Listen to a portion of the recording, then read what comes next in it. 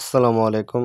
আজকের সমস্যাটি হচ্ছে ইচ্ছামূলক ফাংশন অপসারণ করে আংশিক অন্তরক সমীকরণ গঠন করো। তো প্রথমে আমরা মনে করি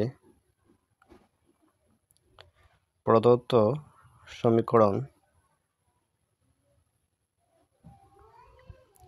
z সমান f of x plus ay একে একটা সমীকরণ বিবেচনা করব, যেখানে f ফাংশনটি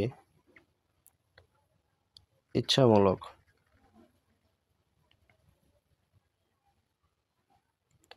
এই ক্ষেত্রে z কে দুইটি স্বাধীন চলক x ও y এর ফাংশন হিসাবে বিবেচনা করা হয়। তাহলে প্রদত্ত সমীকরণটিকে এখন আমরা x এর সাপেক্ষে অন্তরীকরণ করলে পাই partial z by partial x সমান f অফ পূরক x প্লাস ay।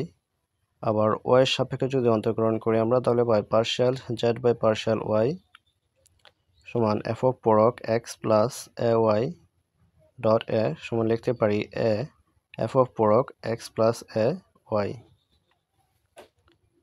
তো এখন আমরা উপরের দুটি সমীকরণ থেকে লিখতে পারি এই দুইটি সমীকরণ হতে f অফ পূরক x প্লাস ay অপসারণ করে পাই। এখন দুটি সমীকরণ থেকে যদি আমরা f অফ পূরক x প্লাস y অপসারণ করি, তাহলে পাই partial z by partial y সমান সমীকরণ হতে পাই a partial z by partial x, যা সমীকরণ 1 নং হতে ইচ্ছামূলক ফাংশন